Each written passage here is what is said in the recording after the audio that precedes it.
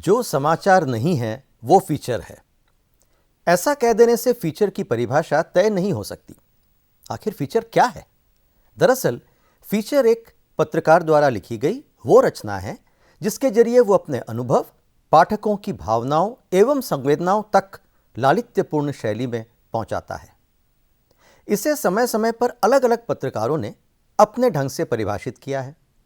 अमेरिकी पत्रकार Robert Richards के अनुसार फीचर में मानवीय संवेदनाओं का स्पर्श होता है।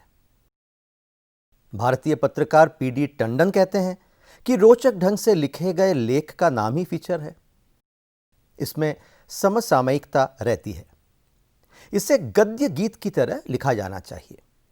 विदेशी पत्रकार जेम्स लेविस कहते हैं कि फीचर समाचारों को नया आयाम देते हैं, उनका परीक्षण विश्लेषण करते हैं और सोच विचार की एक नई दिशा देते हैं।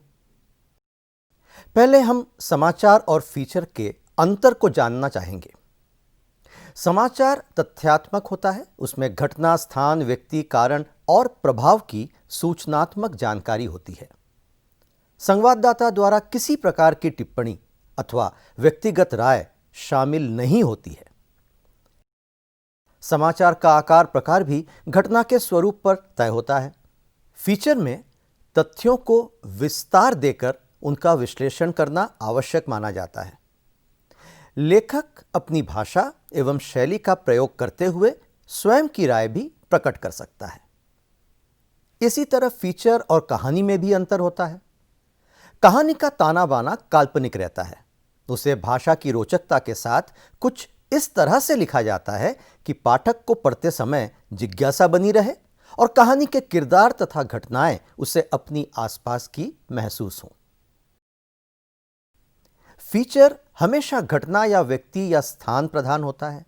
उसे तथ्यों के इर्द गिर्द ही रहना चाहिए, वरना वो अपना स्वरूप खो सकता है। लेकिन फीचर को हम निबंध भी नहीं कह सकते, उसे लेख भी नहीं कहा जा सकता।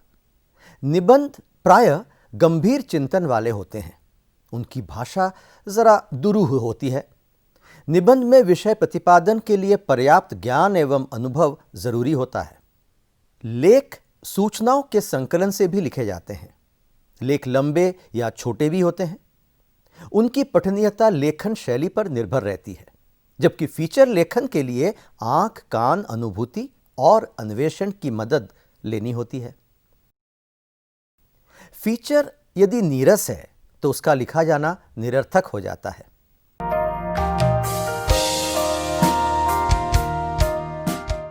फीचर लेखन को हम 3 भागों में विभाजित कर सकते हैं।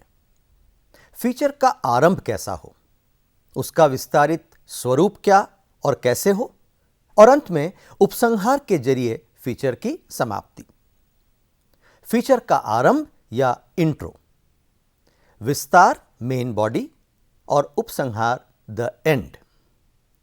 फीचर लिखने के पहले या आखिर में उसका शीर्षक तय किया जा सकता है। वह आकर्षक हो, उसे पढ़ते ही पाठक को मन में पूरा फीचर पढ़ने की जिज्ञासा जागना चाहिए। जैसे मंदिर का कलश उसकी भव्यता दर्शाता है, कुछ कुछ वैसी ही बात शीर्षक में प्रकट होना चाहिए। फीचर का आरंभ इतने दिलचस्प एवं आकर्षक अंदाज में हो कि पाठक अपने सारे काम स्थगित कर उसे पढ़ने बैठ जाए और पूरा पढ़कर फिर दूसरे काम करे। इस आरंभ को फीचर की ऑक्सीजन माना जा सकता है।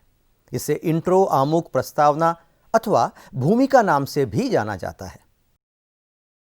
आरंभ के एक पैराग्राफ में लेखक की कल्पनाशीलता और उसकी भाषा के लालित्य का परिचय रहता है। फीचर का विस्तार उसका मुख्य अंग है। इसमें व्यक्ति, घटना या स्थान को तथ्यात्मक तरीके से पेश कर उसका विश्लेषण पाठक की अपेक्षा के अनुसार विकसित होना चाहिए। कथा का विस्तार ही फीचर का कलेवर है। इस अंश में लेखक अपने अनुभव, उद्धरण, साक्षात्कार एवं संदर्भ का सहारा लेकर निजी टिप्पणी भी कर सकता है। फीचर का अंतिम भाग उपसंहार है। इसमें लेखक अपने विश्लेषण से निकले निष्कर्ष को दिलचस्प तरीके से प्रस्तुत करता है, पक्ष या विपक्ष में स्पष्ट राय भी देता है, अथवा पाठकों पर निर्णय छोड़ देता है कि वे जैसा चाहें अपना अभिमत बना सकते हैं।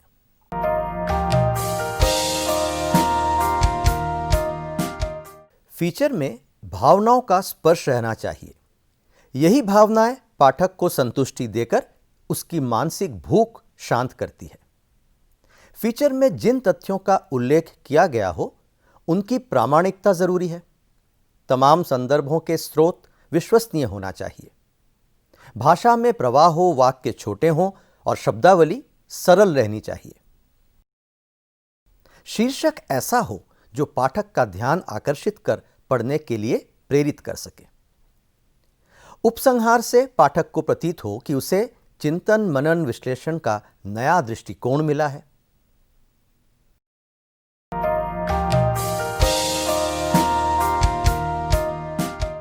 हरि अनंत हरि कथा अनंता की तर्ज पर फीचर के अनेक प्रकार होते हैं। विभिन्न पत्र पत्रिकाओं में प्रकाशित होने वाले विविध फीचर्स को देखने के बाद उनके मुख्य प्रकारों पर विचार किया जा सकता है। फीचर वैज्ञानिक, अनुसंधान, अंतरिक्ष, घटना, व्यक्ति, स्थान, पदार्थ, प्राणी जगत, प्राकृतिक आपदा, कुंभ मेला, महोत्सव, त्योहार आदि विषयों पर केंद्रित हो सकते हैं। आमतौर पर निम्नलिखित फीचर की श्रेणियां प्रचलन में हैं: घटना प्रधान, विशिष्टता प्रधान, विचित्रता प्रधान, चिंतन प्रधान, घटना प्रधान फीचर। समाचार फीचर को पत्रकारिता की भाषा में घटना प्रधान फीचर कह सकते हैं। हर समाचार के साथ एक घटना घटित होती है। बगैर घटना के समाचार नहीं बनते। समाचारों में घटना और उसके तथ्य होते हैं। कई बार संवाददाता को समाचार के साथ इतनी सारी सूचनाएं और जानकारी मिल जाती हैं कि बाद में उसे फीचर का आकार आसानी से दिया जा सकता है। उदाहरण के लिए, जून 2013 में भारत के उत्तराखंड में जो प्राकृतिक आपदा एवं जल प्लावन हुआ, वो आरंभ में एक समाचार था। धीरे धीरे समाचार की परतें खुलने लगी। आबादी के बह जाने, सैकड़ों तीर्थ यात्रियों के लापता हो जाने, सड़क, पुल एवं संपर्क के साधनों का बर्बाद हो जाना, पीड़ितों को बचाव और राहत मुहैया कराने जैसे कई मानवीय पहलू उजागर हुए। इन तमाम विषयों को लेकर कई फीचर बने जो पत्र पत्रिकाओं में प्रकाशित भी हुए हैं। इस तरह के समाचार फीचर ट्रीटमेंट के साथ भी प्रस्तुत किए जा सकते हैं। फीचर लेखक अपनी जागरूक नजरों से पत्र पत्रिकाओं पर ध्यान देकर ऐसे समाचार या घटनाएं खोज लेता है जिनकी गहराई में जाने और पाठकों को अधिक जानकारी देने की जरूरत महसूस करता है। विशिष्टता प्रधान फीचर। समाज में प्रतिदिन कुछ न कुछ ऐसा घटित होता रहता है कि विशिष्टता प्रधान फीचर लिखने के लिए सामग्री उपलब्ध हो जाती है। कई व्यक्ति समाज सेवा के क्षेत्र में अपने उल्लेखनीय योगदान से यकायक सितारे बन जाते हैं। कोई खिलाड़ी खेल के मैदान में देखते ही देखते इतिहास रच देता है। किसी को राष्ट्रपति द्वारा पद्मश्री या पद्म भूषण से अलंकृत कर दिया जाता है। किसी रिक्शे वाले की ईमानदारी से वो लाइमलाइट में आ जाता है। ये घटनाएं सामाजिक जीवन की ऐसी गतिविधियां हैं जिन पर फीचर लिखकर लोगों के ज्ञान को अपडेट किया जा सकता है। उदाहरण के लिए, बॉक्सर मेरी कॉम को लंदन ओलंपिक के पहले कितने लोग जानते थे? अचानक दुनिया भर के कैमरों के फ्लैश लाइट से उनका चेहरा जगमगा गया। जब व्यक्ति आधारित फीचर लिखा जाएगा तो वो व्यक्ति परक फीचर कहलाएगा। और स्थान परक फीचर में ऐतिहासिक या पुरातत्व महत्व की इमारतें शामिल की जाती हैं। पुराने किले, देवालय, राजमहल, पुस्तकालय, उद्यान, झीलें और चिड़ियाघर हो सकते हैं। अतीत की इमारतों या संग्रहालयों को देखने का मतलब होता है इतिहास से साक्षात्कार करना। इस प्रकार के फीचर लेखन में संबंधित का इतिहास, निर्माण, उससे जुड़ी किंवदंतियां और महत्व के बारे में अध्ययन तथा शोध करना जरूरी होता है। वस्तुपरक फीचर लेखन की भी लंबी परंपरा रही है। जैसे कोहिनूर हीरा, जो इस समय ब्रिटिश हुकूमत के पास है, उसे भारत लाने की जब कोशिशें की गई, पत्र पत्रिकाओं में कोहिनूर का इतिहास और महत्व दर्शाया गया था। इस जानकारी से जन समर्थन मिलता है और विदेशी सरकार पर दबाव बनता है। धार की भोजशाला से लंदन गई सरस्वती की प्रतिमा भी इसी श्रेणी में आती है। पिछले कुछ बरसों से महात्मा गांधी की निजी वस्तुओं की नीलामी का सिलसिला जारी है, जैसे उनकी घड़ी, चश्मे, पेन और चप्पल। इनकी नीलामी के समय फीचर के जरिए आम पाठक को अनकही कहानी बताई जा सकती है। विचित्रता प्रधान फीचर। साधारण के बारे में कोई जानना नहीं चाहता। जब व्यक्ति असाधारण कार्य के जरिए असाधारण हैसियत हासिल कर लेता है तो हर कोई उसके बारे में जानने को उत्सुक हो जाता है। यह संसार विविधताओं और विचित्रताओं से भरा पड़ा है। जैसे किसी व्यक्ति को असाधारण स्मरण शक्ति प्राप्त है, किसी का मोटापा विश्व का आकर्षण हो सकता है, कोई इतना लंबा या बौना है कि वो सार्वजनिक तमाशे की वस्तु बन जाता है। इस तरह की विचित्रताओं को अखबार और पत्रिकाएं तेजी से छापना पसंद करती हैं। ऐसे फीचर्स को पाठक दिलचस्पी के साथ पढ़ते हैं। चिंतन प्रधान फीचर। इस प्रकार के फीचर्स को अंग्रेजी में थिंक पीस के नाम से जाना जाता है। ये दो प्रकार के होते हैं। एक वे जिनमें किसी घटना की गहराई से पड़ताल की गई हो, उसके विश्लेषण के बाद उसका उपसंहार पाठक को चौंकाने वाला हो। उसके बाद पाठक खुद के चिंतन मनन और तर्क शक्ति में उलझ जाता है। दूसरी प्रकार के चिंतन प्रधान फीचर में विशेष प्रसंग अथवा वातावरण के प्रति फीचर लेखक का मंतव्य और उसकी गहरी समझ सामने आती है। ऐसे फीचर में लेखक पाठक के सोच की वेवलेंथ एक हो जाती है।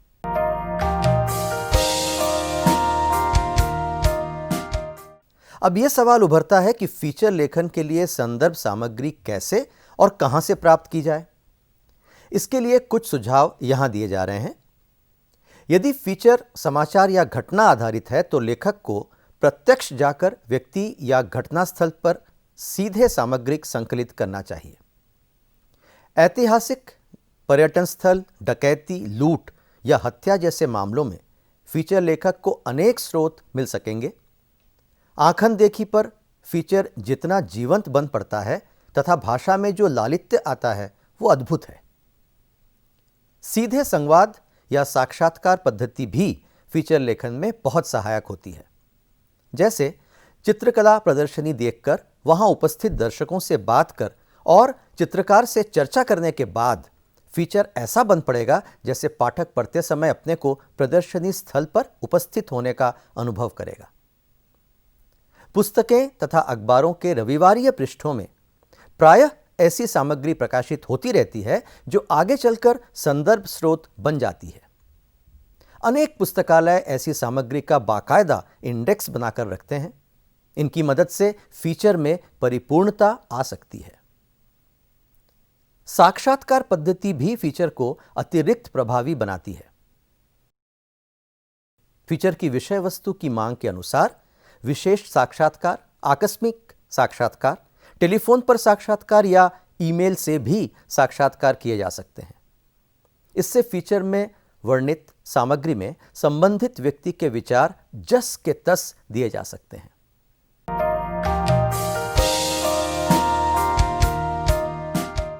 श्रेष्ठ फीचर लेखन आमतौर पर लेखक की प्रतिभा, ज्ञान, अध्ययन, भाषा और शैली पर निर्भर होता है। इसके बावजूद कुछ बातें यहां दी जा रही हैं जो सफल फीचर लेखन में मंत्र का काम कर सकती हैं। फीचर लेखक को अपना ज्ञान एवं जानकारी हमेशा अपडेटेड रखना चाहिए। नियमित समाचार पढ़ें और सुबह शाम टीवी पर समाचार सुनने की आदत बनाकर रखें। स्वयं का संदर्भ पुस्तकालय बनाएं। इसके लिए पुस्तकें, पत्रिकाएं, अखबारों की कतरनें संभाल कर रखें। हमेशा श्रेष्ठ पुस्तकें और संदर्भ ग्रंथ का अध्ययन जारी रखें। शब्द भंडार में वृद्धि के लिए शब्दकोश के जरिए नए शब्द, मुहावरे, लोकोक्ति तथा दूसरी भाषा की शब्दावली को अपने ज्ञान में शामिल करें। अधिक से अधिक लोगों के संपर्क में रहकर अपने अनुभवों में वृद्धि करें। फीचर की प्रस्तुति में जादुई करिश्मा कैसे पैदा किया जाए, इसके लिए अपनी अवलोकन, चिंतन, मनन तथा तर्क शक्ति में वृद्धि के प्रयास करें। हमारा विश्वास है कि ये तमाम बातें श्रेष्ठ फीचर लेखन में उपयोगी साबित हो सकती हैं।